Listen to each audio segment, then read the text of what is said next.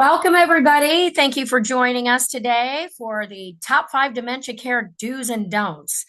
I'm Paige with Koelsch Communities, and I am the regional relationship manager. I've been in the senior housing world since 1997, and the majority of my career has been working with families that are caring for their loved one with dementia.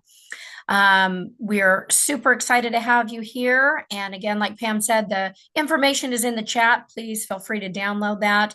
And we are going to focus on our next webinar, which will be May 27th. And we're going to go ahead and get started. Excellent. I have my co-host here. Hi, I'm Pam Ostrowski, and I work one-on-one with families who have loved ones with dementia. Some of you folks are actually clients of mine, so thank you for trusting me on your journey. And I am also the author of It's Not That Simple, Helping Families Navigate the Alzheimer's Journey. It's a guidebook. It will help walk you through all of the decisions that you need. It has a 4.7-star rating on Amazon with over 130 reviews. So it seems like it's doing well with people feeling like it has value. So if you haven't purchased the book, it might be helpful for you. And just to give you a heads up, we wanted to kind of set the stage for what we're going to do today. So Paige and I got together, and she had 5 do's and 5 don'ts for dementia care, and I had my top 5 dementia care do's and dementia care don'ts, and they were all different. So what we're going to do is we're going to overwhelm you. Sorry, we're just giving you a heads up. And we're going to basically go through these rapid fire. And so we'll spend about 2 minutes on each one. So that means we'll tell you what it is and we'll elaborate a little bit. So we have 2 minutes per item. And then what we want you to do is keep track and let us know. That's why we gave you the PDFs. Let us know which ones you might have questions about. And then we'll address those at the end. Okay? So if you have any questions, just let us know. But the chat is the place to hang out and provide information. And also be sure you download those PDFs. Yes. Okay. And we appreciate your feedback because this helps us for our next webinar, for our future ones. So exactly. So if there's a specific topic where you're like, I need more details and we may run out of time, just let us know. I want more details on that because we're going to go through these pretty quickly. Okay. All right, Paige, what's your number 1 do for dementia care? My number 1 do is you must create a routine. Structure brings comfort. Try to keep meals, activities, sleep times consistent to reduce confusion and anxiety and agitation and more confusion. In our communities, in our memory care communities, that is what we do. We have a very strict calendar that's set with routine, repetitiveness throughout the day. Structure brings much more value to the relationship when you're caring for someone with dementia. Excellent. Pam? Excellent. Thank you. And I'm not sure how this recording is going to turn out because something changed in Zoom, guys. So you will get the recording. It might just be of me. We're trying to get Paige to show up. Paige, when you talk, do you actually see yourself? Nope. Okay. I mean, I see myself at the top, but that's okay. Right. Okay. Well, it's just going to be interesting. So my number 1 do is make sure that the person has daily stimulation. So that doesn't mean doing a crossword puzzle or watching TV. It means that you need to stimulate them in their senses. Remember, stimulation does not mean socialization. 2 entirely different things. And we want to make sure that, for instance, taste. So you could get out a taste of honey, a taste of jam, a taste of chocolate, fudge, which would be my favorite. So try different ones and get little spoons and make it a game. Make it fun for them to say, let's see which one we like the best. And, it's a wine tasting only tamed down to, condiments. And that will really help you with being able to stimulate their taste, smell, get coffee beans, get perfume, get flowers, get different things that help stimulate their senses. audible, listen, having them listen to music that they like, not the music you like, not the music of their generation, the music that they love, what the songs they would sing. So that's stimulating hearing, and then sight and texture. So being able to touch rabbit fur or to touch something rough, like maybe a rock, or something that a fabric that's rougher. So that's what we mean. And stimulation can happen going to a garden, going to dog parks. Everybody loves dogs. Going to a concert, a live concert, so they can observe people and hear the sound. Spices, any of those things are really what you want to make sure that you do with your loved one. Now we're going to move on to the don'ts. So, Paige, what's your first don't? My number one don't is do not argue with your loved one who has dementia. Logic will not work in this scenario ever. It is a recipe for disaster if you argue, and don't try to bring them into your reality. You must go into their reality. I've seen it hundreds and thousands of times. You're never going to win an argument when someone has dementia. You just need to jump into their reality. If the sky is if the sky is completely, a rainbow, there's a rainbow going on outside, there's a rainbow going on outside. So don't argue. It will make it so difficult for you, and it will cause so much frustration and anxiety and agitation for the both of you. Absolutely. That's a Ma'am? great point. So, excellent. Julie, I'm glad that you were able to download the documents. Yay, it's Good. working. Um, so my number one don't is it's amazing how many people will put a loved one who has dementia, even if it's mild cognitive impairment, in a noisy environment. So Mhm. they're just inundated. So I actually did an Alzheimer's Association presentation at the Butterfly Pavilion here in Denver. And the first thing I thought of, because I was doing the presentation, they let me tour.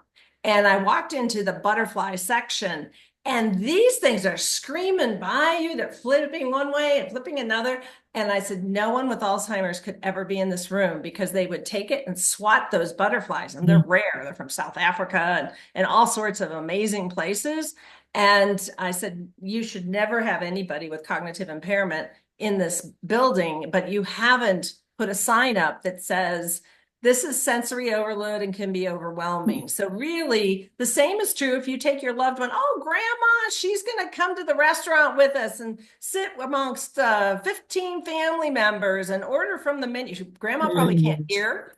So putting her in that situation really makes it difficult. So, give her a space where she can be quiet. Have your party at home where it's easy for them to actually enjoy everything, but also get away from it. So, Paige, we're back to positivity.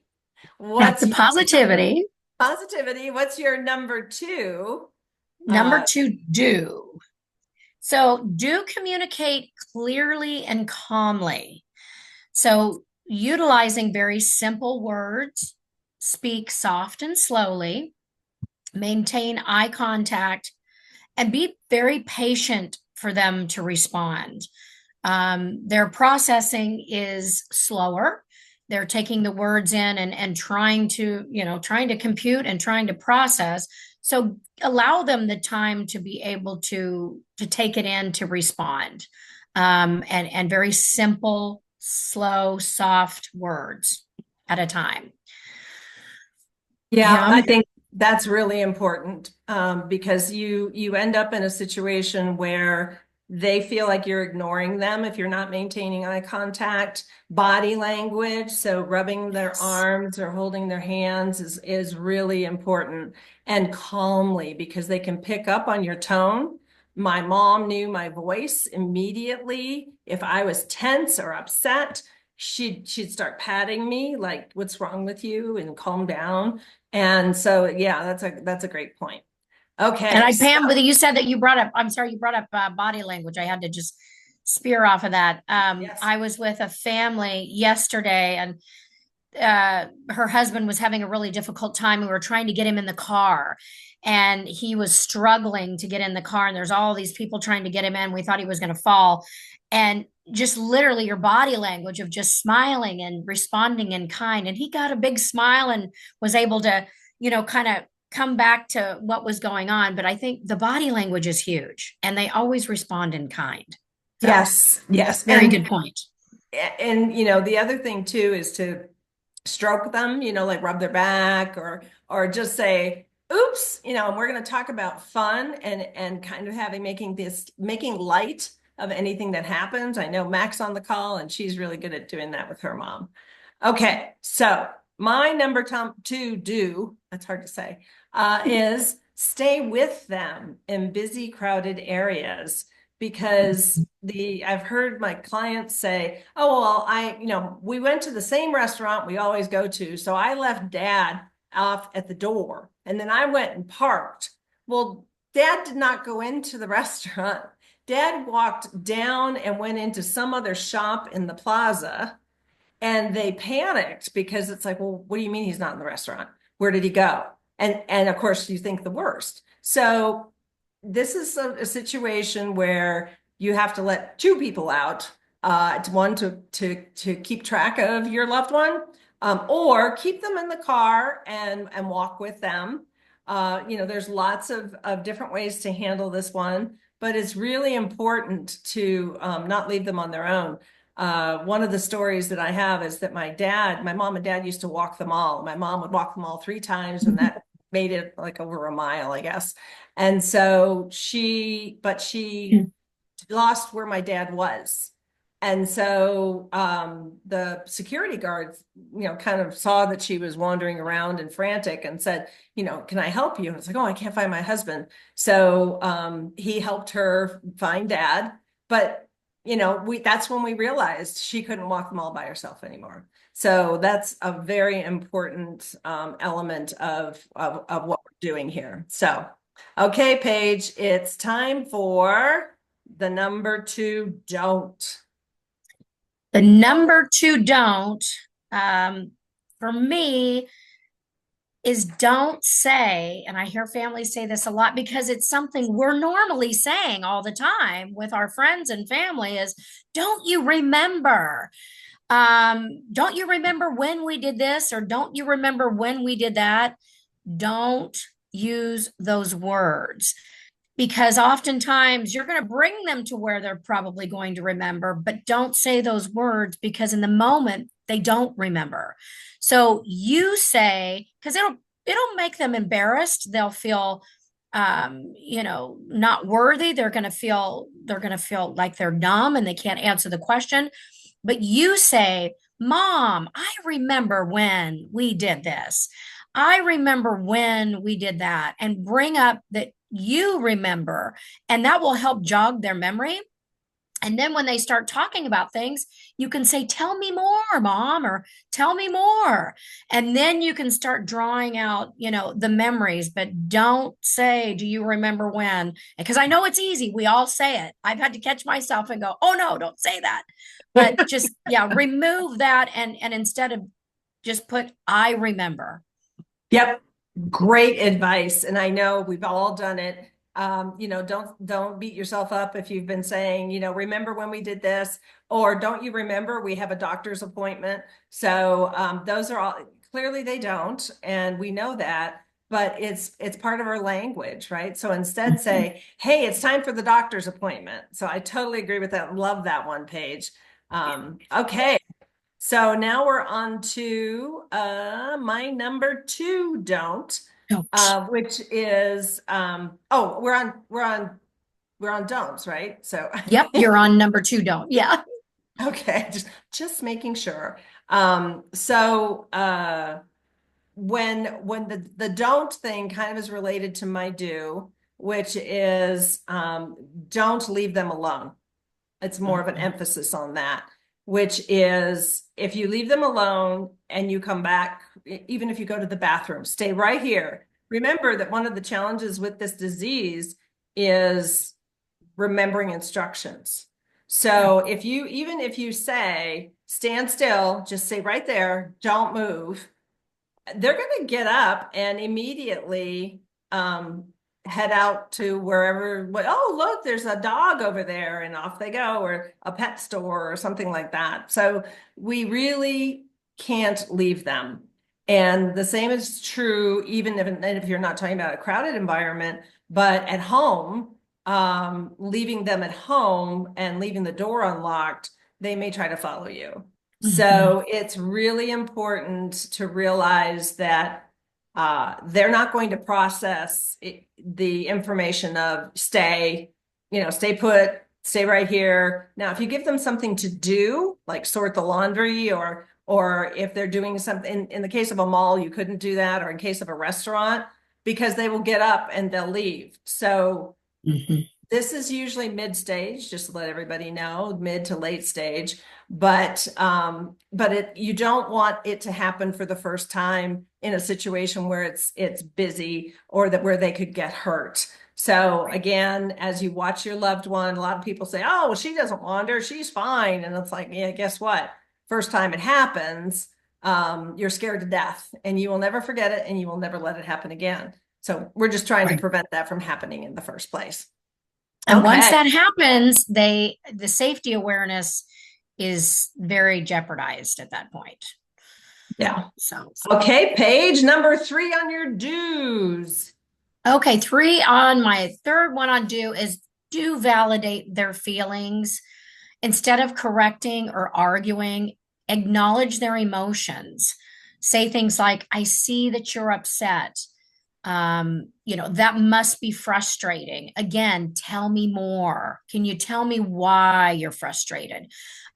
Just validating their feelings and making sure that you're on their level and showing that care and compassion um, is a huge differentiator for them because they're a lot of sometimes people feel like they're being or it sounds like maybe they're being dismissed. They need to be validated for their feelings because in that moment it's very, very real to them. Yep, absolutely. And it's, the question is, well, how do you validate what somebody's saying and or what they're feeling? And so that is, I want to go home, all right, is one of our Right. favorite frequent phrases. And what happens there is you say, mom, home is a great place, isn't it? What did you like most about home? And or Mhm. 'cause you're redirecting basically, or they bring up someone who's passed away. You don't say, Mom, that person's passed away. You say, Right. yeah, I miss them too. What did you like most about Uncle Harry? And so ask questions and see if they can relate. Like my mom couldn't have related, but if depending on what stage they're at, again, we're running the gamut here with everybody here. But you have the opportunity to ensure that they have that time to feel like they've been heard, just like all of us. Yep. Absolutely. Okay. So I am on number 3. Number do. Are we on do's or don'ts? Yes, we're on do's. Hmm. Hmm. That's the one thing Paige and I were talking about is it's like, okay, it's gonna be hard to keep track of this. All right, so do inspect their car for damage and go Oh with them yeah. periodically while they drive, which can scare the heck out of you. I told my dad I would never ride in his car again because he got onto a 65-mile-an-hour highway going 35, and I was like, we are gonna die. So one of the things that I did is I did check his car and it had some scrapes on the bumpers, which is indicative of the peripheral vision being an issue and depth perception being an issue. And I hear that from some of my clients where the front bumper is dented because depth perception, they don't know when to stop. Yep. Or they scrape, like you make a right or a left turn, and it's a little too close, either one way or the other. So, that's something that we want to make sure that we're monitoring because a lot of people in early stage dementia are actually driving still. So, you want to make sure that you keep track of that. So, Absolutely. Paige, what's your number? We're on three. Or So on which three, number out? three, um, don't take things personal. I know that can be very difficult for spouses, for very close children, family members, especially the one that is the closest to them, which are all of you, the caregivers. But it's I know it's difficult. They'll say things that maybe they don't mean, or strike out at you verbally, say things that they their brain is not working, it is broken. So try not to take things personally. Aggressive or hurtful behavior is often a symptom of the disease. It's not a reflection of how they feel about you. And I always tell families, I have a couple daughters that I work closely with, and long journey of kind of coaching and helping and letting them know, you know, they're the ones they're closest to are the ones that get it the worst, unfortunately. So there may be things that, because you are maybe the adult child or the spouse is, oftentimes they feel like they're being talked to like a child, like you're trying to parent me, in a sense. And so you'll get other reactions, from that. So just try to change, the verbiage of how you react to them, and don't take it personal, because they really don't mean it. It really is their broken brain. Yeah, that's exactly it. And I love that page. It's so important to help people see that this isn't about them. It's not about you, the caregiver. It's Yeah. about them and what they're struggling with. And they're doing the best that they can in order to explain to you what they're feeling, how they're experiencing life, what their struggles are, and it might hurt your feelings. Sometimes they're very direct, and Yes. you have to be okay with that, right? So it's funny. We just got a question that actually is directly related to the next to my next don't, which Oh, is good. one of the things that I hear people say is, well, it's time to take the keys away from dad. No, it's time to take the car away from dad or mom. So reason why Yep. taking the keys away is not a good idea is because, and we're going to cover this in a little bit too, is that those are personal items. So a wallet, a purse, anything familiar to them that they would wear, something familiar like a jacket, whatever it might be, a necklace or a watch, you don't want to take those things away. But Mm-mm. taking away the car is a great idea because that way they don't visually see it. So think about it. Having the car out in the driveway is a visual reminder that every day you failed. Your brain has failed you. You're not capable anymore. You can't drive. And there's that darn car out there reminding you of it. That's painful. That's mean almost. Although most people don't see it that way, it is. You're putting that visual reminder out there, telling them that there's something you can't have. Right. And that's just not the right thing to do. So don't take away the keys, move the car, tell them that, the battery died or there's an issue, either have, if the car isn't working, have it towed Mhm. to the shop, to your place, and then deal with it then. And if, depending on what stage they're at, you can always say, yeah, they're having some problems with the repairs. They had to get a part, and you know how hard it is to get parts, Dad. So you just keep, Right. and eventually they'll let it go. So hopefully that addresses the question, is that they can keep their driver's license. It doesn't matter. That's a rite of passage. Don't take things away that are important to them is really the bottom line. So Paige, we are on number 4, do? Yes. Ew, yes. Okay, so my number four is do keep the environment safe. This is important, because that can cause a lot of other issues if we have falls, and that causes another, you know, that can be bad.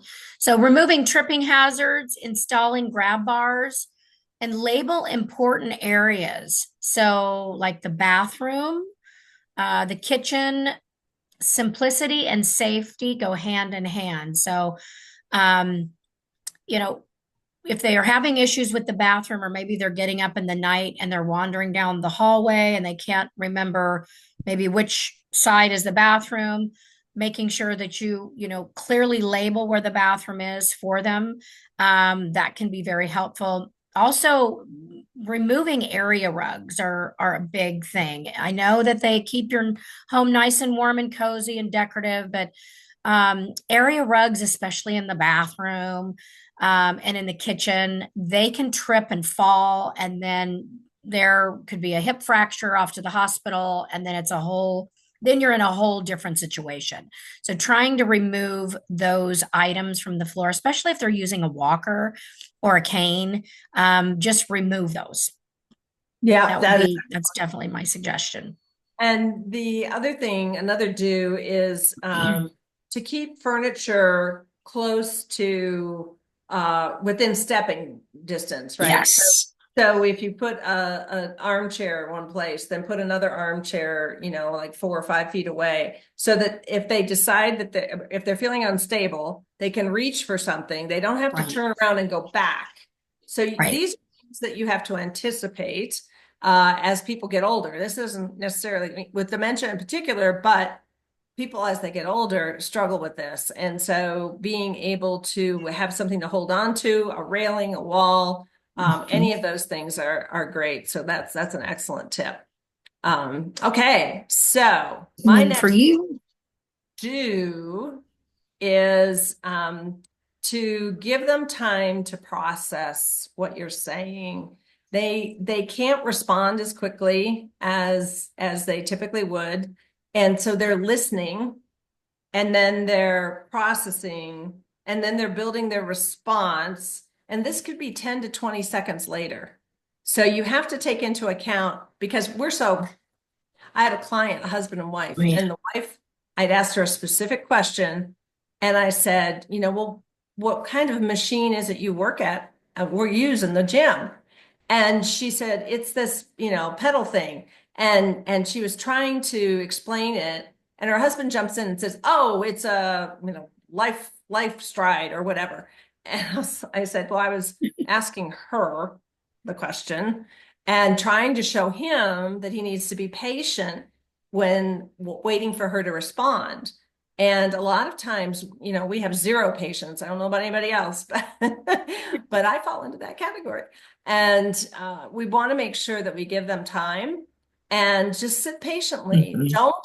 Don't, it's like people who keep hitting the return key on the computer and expecting it to work faster. All you're doing is filling their brain with information and not getting them to organize and structure and focus their information. So that's what's really important with that, is we've got to make sure that we're patient, right, Paige?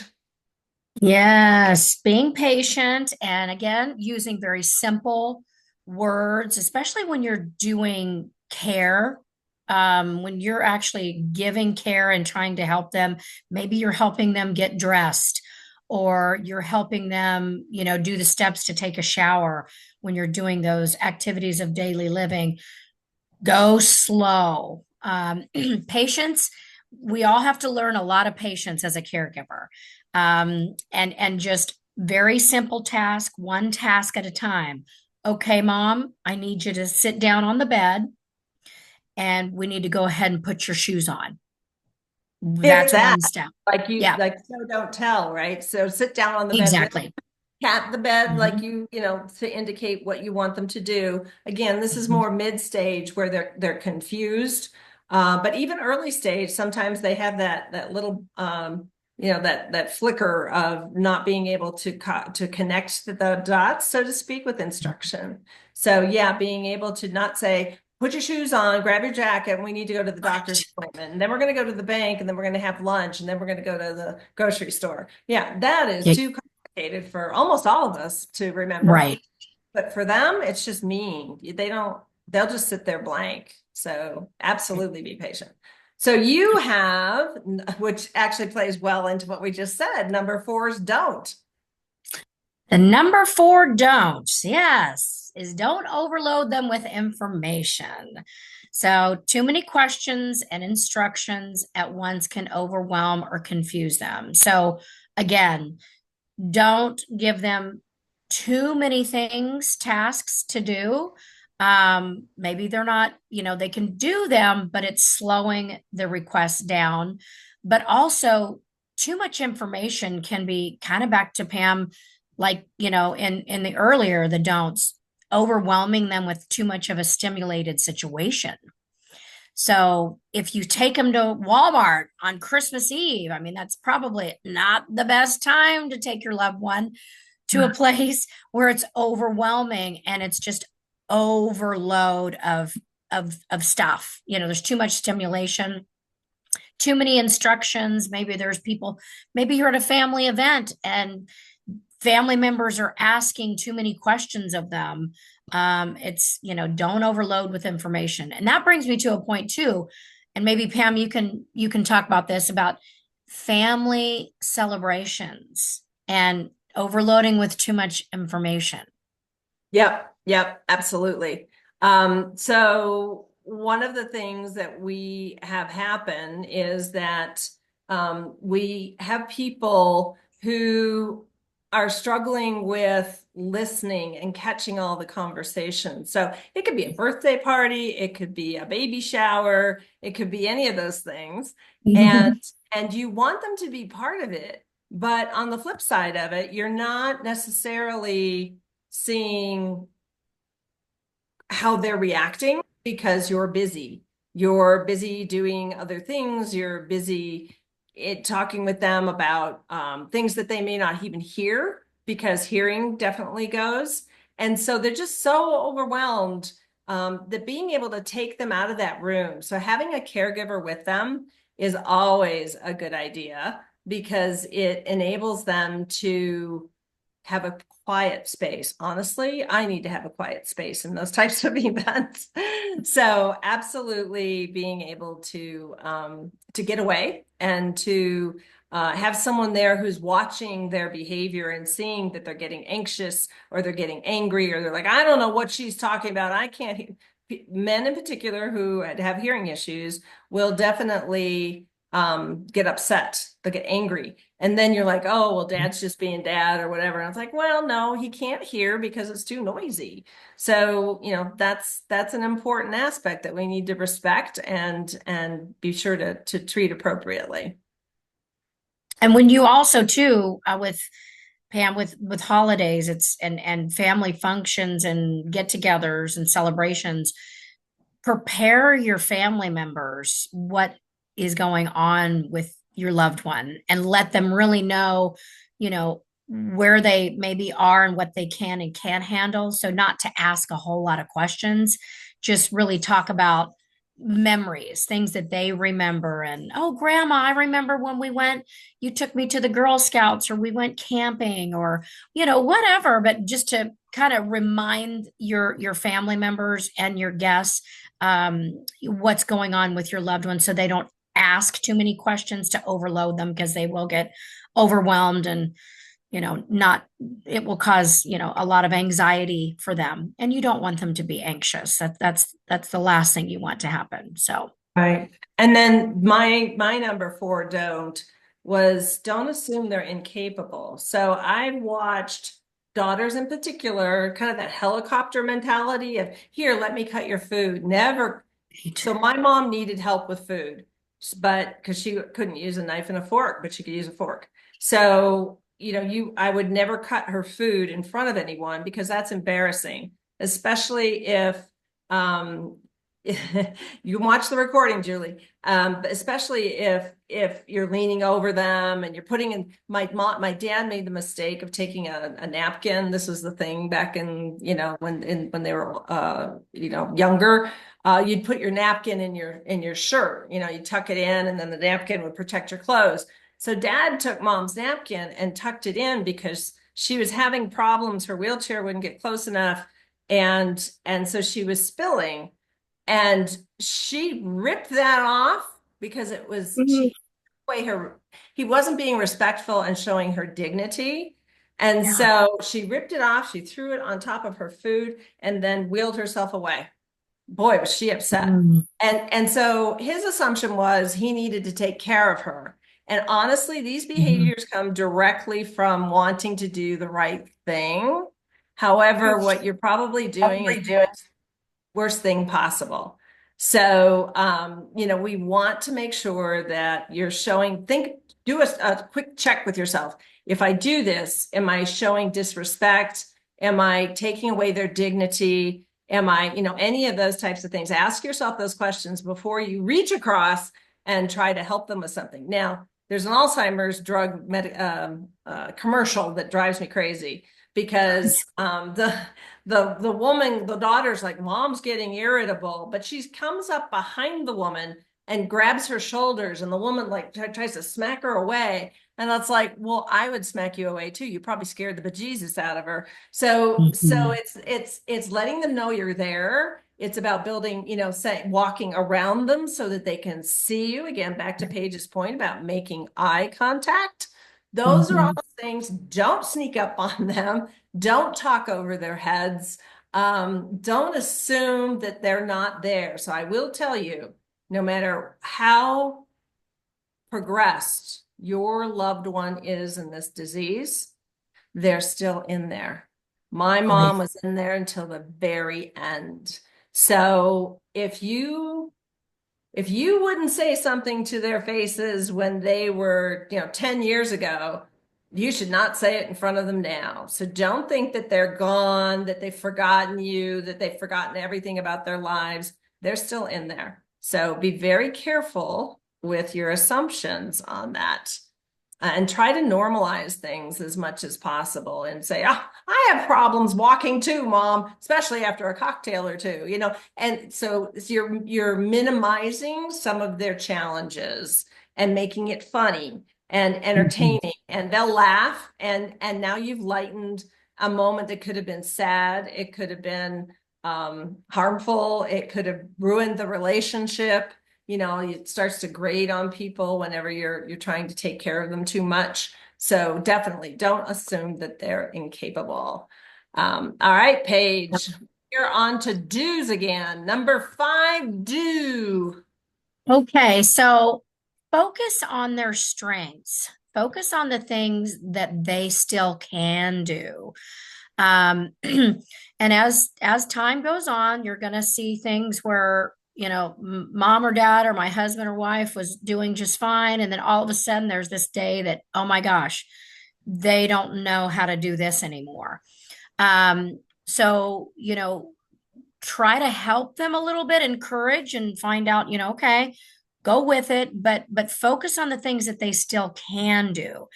And like Pam said, trying to take over and do things for them in some circumstances and in some stages of the disease, yes, that will have to happen at some point, but it may just be a one-off day and they're just not having a good day. So, focus on their strengths. If they're capable of still doing things, the mimicking is really good. Showing them, okay, I need to help my husband put his shoes on. So we're going to sit on the bed, sit down. I'm going to put my shoes on. He's going to put his shoes on. And they really do respond to the nonverbal cues. So body language is huge. So if you can try to, focus on the things that they still can do, that they still enjoy, and that they can succeed in, this promotes dignity and self-worth for them. And as time goes on, if things become less and less, but focus on not only their strengths, yes, their strengths, but focus on the things they enjoy, like Yeah. Pam was talking about the sensory, do we need to go out? Let's go to let's go to the botanical gardens. Let's go to a music. Let's go to a play. And they always respond in kind, and they always respond with music.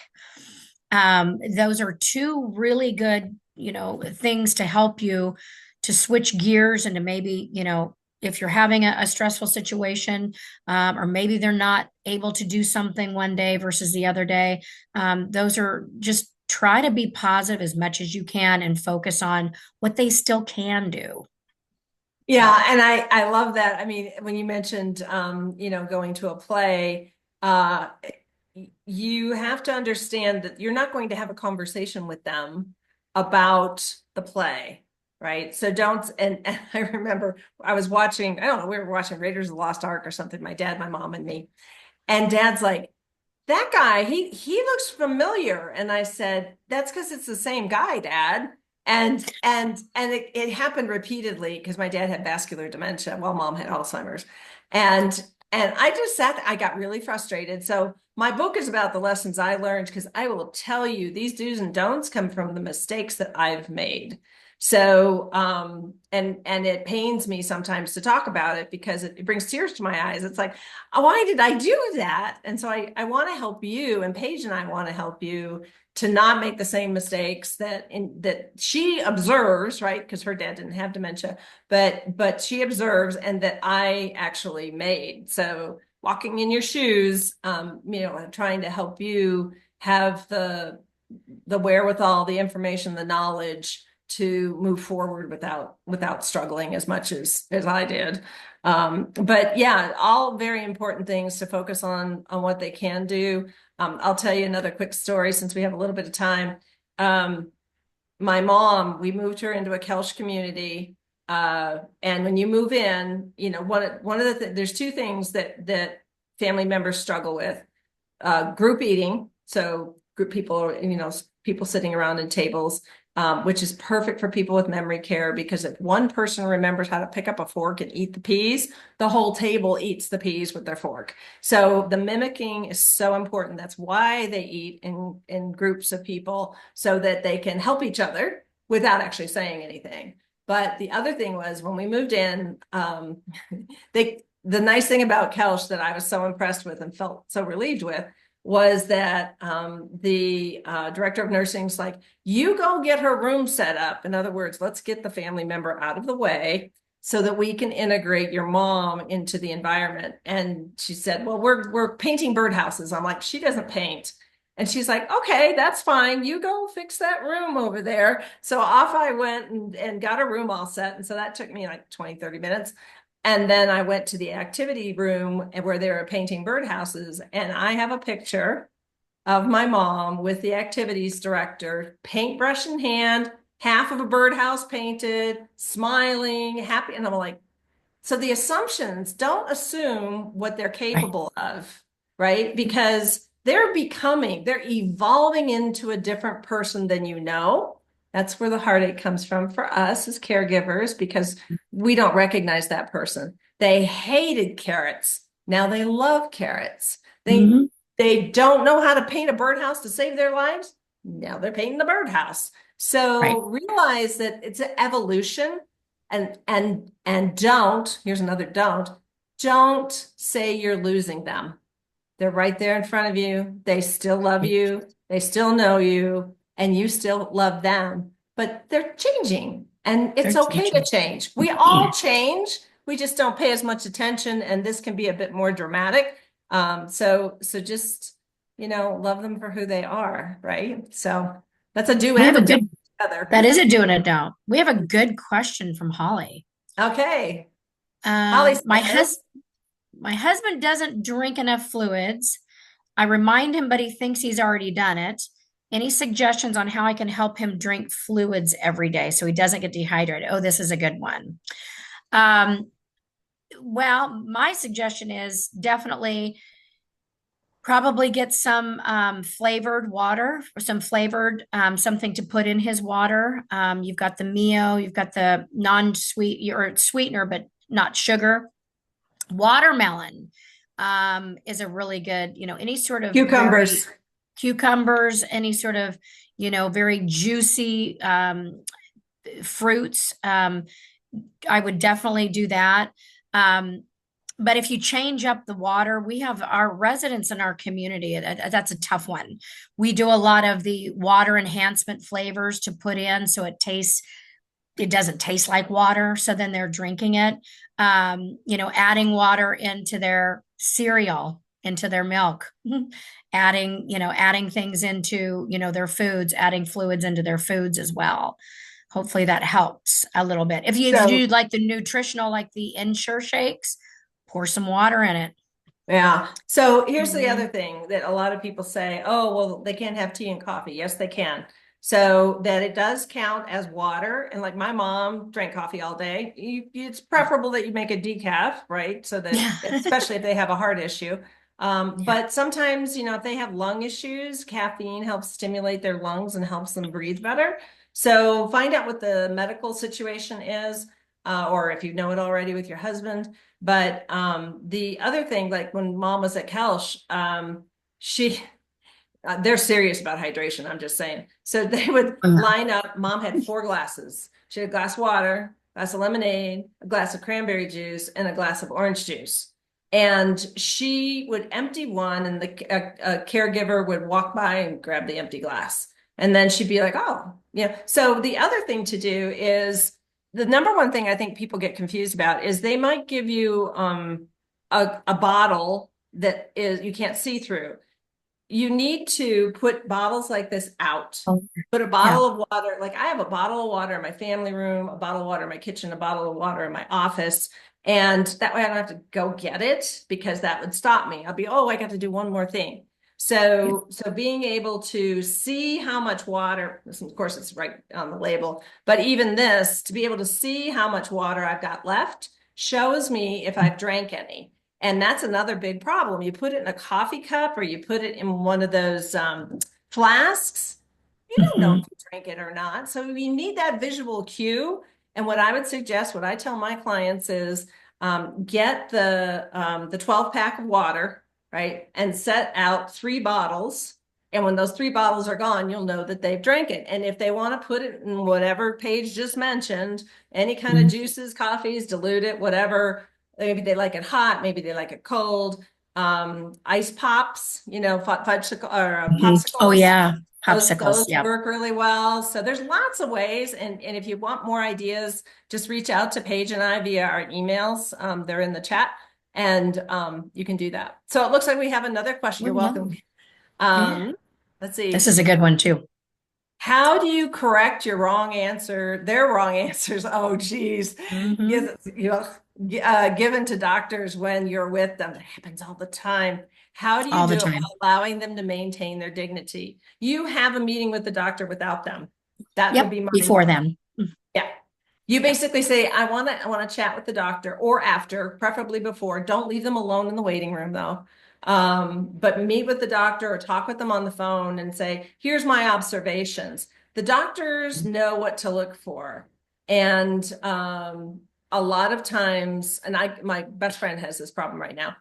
And a lot of times they'll say, well, I'm feeling fine. The doctor will say, how are you doing? Oh, I'm doing great. And so they have Hmm. about a dozen phrases.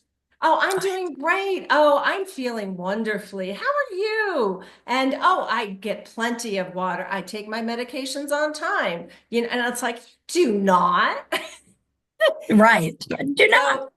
So the key here is separate your conversation with the doctor from being in front of your loved one. And Mhm. the doctor should give you that privilege, and if not, change doctors because we are going to see a lot more of this situation, and doctors need to accommodate some time with a family member, even if it's 5 minutes, to say, these are my observations. You could write up a document and send it in to the doctor to read before. But also ask him to be discreet because you don't Mhm. want him saying, well, your daughter said that you're having trouble with, because he just threw you under the No. bus. Yeah. Yeah. Yeah. And the So doctor's hopefully, with them. They're only with them 10 or 15 minutes max. You're with your loved one 24/7. So yeah, they don't understand. And so really, I mean, I'm surprised doctors don't request more of that. I agree. But, you know, Part two of this question, how do you let people know what they are saying isn't correct? I have a strong response for this. Brace yourself. who Why is it cares? so important? My Right. book talks about, do you want to be happy or do you want to be right? There is absolutely nothing coming out of their mouths where there would be something so incorrect that it would jeopardize a life or someone's safety. So That's let it right. go. And you can either agree with them or you can say, yeah, I remember. It's funny though, because I remember it this way. But you don't say Yep. you're wrong. Nobody Right. cares. At this stage in life, it's not Mhm. important. that they're No, correct or incorrect, right, Paige? And I'm sure it's you have best to be examples too. kind, best to be kind than to be right, because you're just going to start an argument. And you know that it probably didn't go that way. But in their mind, there's pieces of things, and sometimes there's stories that come that they create, and that, different stories are different stories. So it doesn't matter if they're wrong. You just go with it. Go with it. It will cause both of you a lot more less anxiety. Right. Less anxiety. And you're going to, so my point about do you want to be happy or do you want to be right? If you're right, that means they're not happy because you just basically said they don't know what they're talking about. This is where relationships get destroyed Mm-hmm. because it becomes a conflict between you. And then the next time you see them, they're not happy to see you. And the reaction is, well, what's wrong? I actually had a spouse, the wife had dementia. She threw something at him when he walked through the door. And he's like, I don't know what's wrong with her. And I said, so what happened in your last interaction? Oh, we had an argument. And I said, that's why she threw something at you, because she has not forgotten the argument. They remember emotions. So Ocean, yes. you're not happy and engaging and trying to, make light of things, they're going to pick up on it. They pick up on emotions. So if you make them mad or you create conflict, they're going to be upset with you and they're going to carry that with them. So let go of being right and just be happy that they're here and let them be, the person that they are and just enjoy it. I mean, it's this is a Yeah. control thing. And I used to Oh, do it, by the way. It's another mistake I made, just trying to control. Well, it's important for you to be right. It's important for you to have the information that's correct. No, it's not. Push comes to shove. It's probably the least important thing. So you have to let that go. God, Okay, so we've got I have a husband and a wife real quick that I work with, and she's dealing with her husband. He's MCI, which is mild cognitive impairment, and he is um arguing with her about certain things, and she knows the right story or a storyline that happened, that is not what he is saying. It's not correct. And she kept arguing with him, and no, it's this way, and no, it was, no, that didn't happen, and no, we weren't there. Places, times, people that were there, and I said, you have to stop arguing with him. Just, okay, absolutely, let's change the subject and go on to something else. And she finally started to just bite the bullet and said, okay, I'm not going to argue with him and correct him all the time. And she said, Paige, my blood pressure's better and I feel so much better. And yeah, I said, it's see? true. You're I only said, see? hurting the relationship and yourself because Right. they're not going to relinquish their story. No, They aren't. So just let it no. go. Yeah. Yep. All right, we have a couple more. So we do have, let's see, let me see what I Yep. don't We're on remember. number But 5. right. Do's.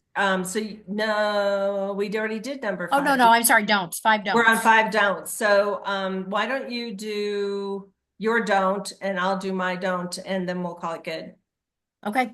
So mine is, don't ignore changes. And Holly, I love what you put in the chat because you were really concerned about, him getting some fluids, because things can change. Don't monitor their behavior, monitor their health and their routines. Changes are important and you need to be mindful of what's going on. So, any new symptoms, other and new issues like infections, medication changes, especially medications. If they start a new med, really look at, observing what's going on with them for the first 2 weeks. But also, if they're not getting enough fluids, like Holly is, trying to help with hydration, there can become urinary tract infections. There can be, all sorts of other things they can get infections, and that just causes more problem, more confusion. It can cause them to fall. It can cause them to feel like, or to exhibit more severe dementia, which maybe they aren't. It's just an infection going on. So UTIs are very, very common with, not only just seniors, but especially with dementia. I know my grandmother, she was like, she would have to take, these, she was taking Lasix that make you go to the bathroom all the time. And she said, "Oh my gosh, I can't take those pills. I can't drink water because I'm going to have to wear a Depend or a, you know." And I said, "You have to take these pills." So she would get urinary tract infections often. So we would have to Dehydrated. we'd have to work through that. Yeah. So Right. And Holly, that's one of the reasons why your question is so important is that hydration. So what happens, whether you have dementia or whether you're a normal, cognitively, active 30-year-old, when you're dehydrated, your brain actually starts to shrink in on itself. And that impacts things like what Paige just said. It impacts mobility, processing of information, tasks, responsiveness, Mhm. communication skills, word, of course, now I can't remember the word, which, drink more water. So that's actually a physical thing that happens. And so anytime that you or any of your loved ones, or if you see somebody struggling a little bit, give them a glass of water and just say, here, drink this. It'll help you feel better. And because that's the first, when I talk about brain health, first thing I mention is the number one reason why people struggle cognitively is because we're all walking around dehydrated. So Mhm. we need to stop that. And no, alcohol does not count as as a hydrating fluid. So Right. coffee and tea get away with it, but nothing with alcohol. Sorry, guys. So then my don't, and we'll close out, is don't give them anything they have to be responsible for or that's going to drive you crazy because they have it. So that means like my mom had a blanket with my dog's face on it, and it was a lap blanket. And she took it off and dropped it somewhere, and we never saw it again. Well, I love that blanket. It was my puppy, my dog when he was a puppy, and I was heartbroken. And the same is true with jewelry. Do not bring jewelry with them. If they like to be fancy, unless you're going to watch them 100% of the time, giving them jewelry, it's just so easy to take it off and set it down, or to undo an earring, or take a ring or a watch off. So you don't want to do that because they lose it and then you get upset with them. So, this also, and this came up in the previous call, is this means cell phones, checkbooks, Mhm. and credit cards and debit cards. So phones are dangerous any way you want to look at it because of all of the people being scammed, because it's easy to connect Mhm. a person with an age, anybody after this age, and then look through the white pages, which is readily available everywhere. You just Google your name and it's scary how much information is out there for you.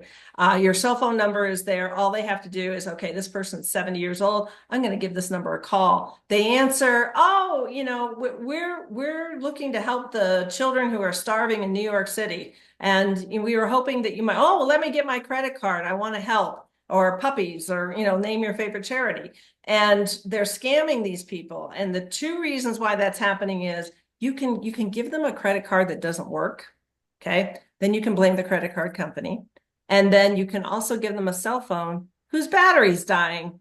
And you let the battery die, they can have it, right? Because like for me, when I'm 90, I'm going to be walking around with this thing. I won't know how to use it, but it will make me feel good because this makes me feel good to have it with me. It's a comfort thing, Right. right? So please, I mean, we've had so many families say, well, we want them to be able to call if they're in memory care or assisted living, we want them to be able to call their loved one. You know what? The care communities all have phones. They Yeah. can, anytime they want to reach out, they can use the community phone, because them having That's one, they right. get upset. They start calling people like they're Mhm. your friends, their relatives. I'm trapped here, and they get all anxious, and then they hang up and they forget, and then or they get anxious with or angry with the caregivers, and it's all because of that darn phone. So this is a very specific one. Page, I think we need to do a webinar on phones and taking away the keys, Oh, yeah. um, because they're two really hot topics, and everybody needs to know the specifics of how to do that. So that's really important. Okay, so that is it, guys. We have gotten through 10 do's and 10 don'ts, and I think you got a few extra in there too. Yes. And don't forget, you got the PDF. So utilize that as a tool, a tool for you. And hopefully everybody enjoyed this and was able to take some tips and be able to utilize these in your daily routine. So Absolutely. And I yeah. will put the PDF links also in the email for the recording. The recording link will take you to the landing page with the recording in it, and there'll be the links will be there too, in case you didn't get a chance to download them. So we want you to have as many tools as possible. Thank you for attending. We really appreciate it. And we'll get the recording out to you in a few days. It's not going to happen tomorrow, but it's usually by the end of the week. Yep. So that is it. And thank you, Paige, for the opportunity of being able to share all of these lessons with these wonderful people who could probably use some help at this point. Well, thank you too, Pam. So You're very welcome. All right, you guys, take care. have a good night. Bye, everybody. Bye.